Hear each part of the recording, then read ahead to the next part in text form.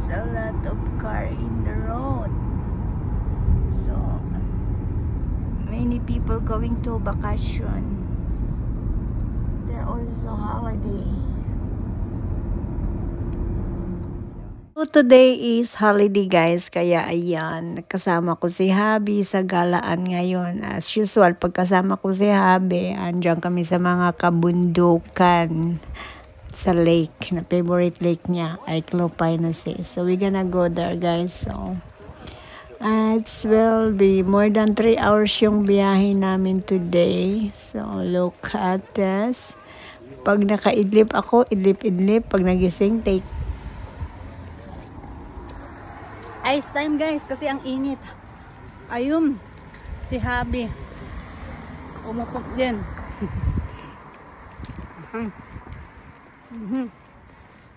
So good afternoon people. So for today our video is we are here in Clopina Sea guys. So let's go swimming. So the other side of the sea guys, punong-puno. So dito kami sa kabilang side. So ako lang pala, hindi kami. And then, ayan, may mga, ano din naman, nagbubuting ang mga isda. Ayun, oh, hello fish. Ayun, madami din silang isda dito. So, this is summertime in Clopina Sea. So, during winter time, guys, pumupunta din kami dito. Ay, nag-ice to dito pag winter time. Nahigaging ice to dito. Ayun, daming isda, oh. Ayun, dami isda. Okay. Hi. Nililibot namin to mag-hike guys. So, it's more than 2 hours bago maikot yung sea.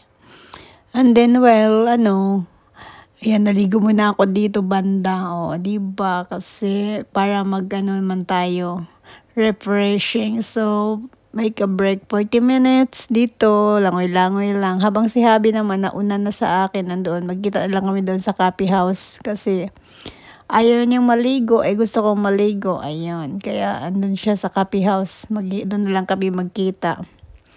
So ganon, so iikutin namin, nandun siya sa opposite guys, doon sa mga maraming tao doon. Dito ako sa opposite na mga side kasi walang gaanong tao dito, at saka dito ay open to the public guys. O, diba?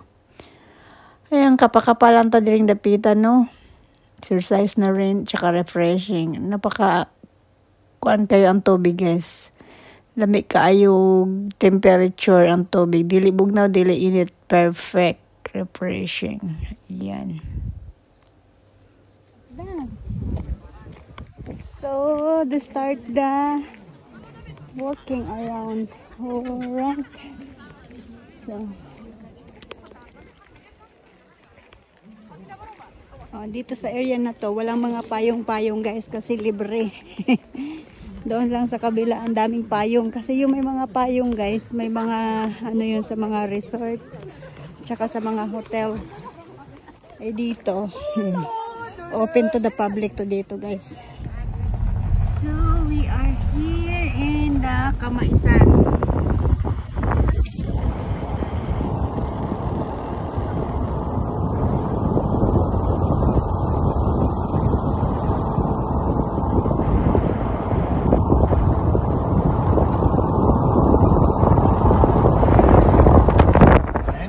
Steinhöst da jetzt.